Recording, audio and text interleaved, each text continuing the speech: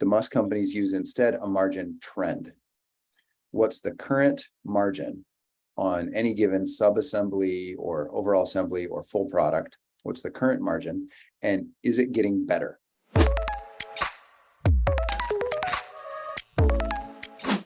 First things is, so you mentioned, of course, constant innovation. And I want to take a bird's eye view. So constant innovation. So if you continuously improve the value of your product through innovation, and you continuously decrease your BOM cost through innovation, so your margin on product is no longer fixed, it's a trend. So talk to me about, let's say, the economic impact of your profit per product is no longer set in stone 3 years before you commercialize it. It's actually a trend that goes up. Yes. Now, this really frustrates Tesla institutional investors, large firms like Goldman Sachs. They have models for the companies in which they invest. And if you're publicly traded, that's you too. These models that institutional investors use is really simple. There's a lot of small variables attached, but the idea is very simple. It's essentially number of units sold multiplied by margin. And there's other factors they apply. They amortize those changes over the life cycle of the initial investment to the new line, et cetera. But the overall concept is quite simple.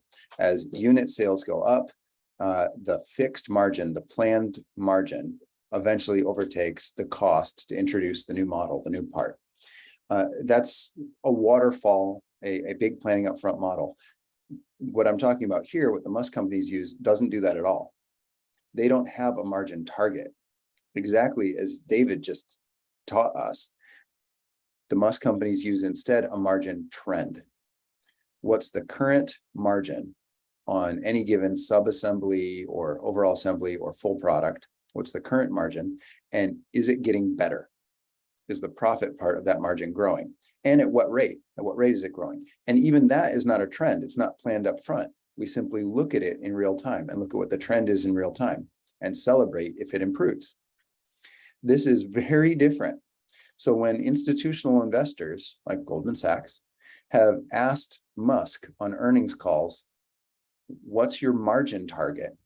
And he says, we don't have one. They get furious because they can't model the company compared to Ford or GM, who says, here's our margin target for the Hummer EV, or the Chevy Silverado EV, or the Ford F-150 Lightning. They give margin targets and they give volume number targets, which fits the institutional investors model. This is why Tesla is worth so much more on the stock exchange, because what we call retail investors, or people that are not a large investment firm, individual families, individual humans, or small groups, they get this. You're managing the company in actually a much more natural, much more modern way, the way any Silicon Valley startup would attempt to measure its profitability and its finances, and that's in real time and not by attempting to predict it years in advance, which in the supply chain crunch didn't work.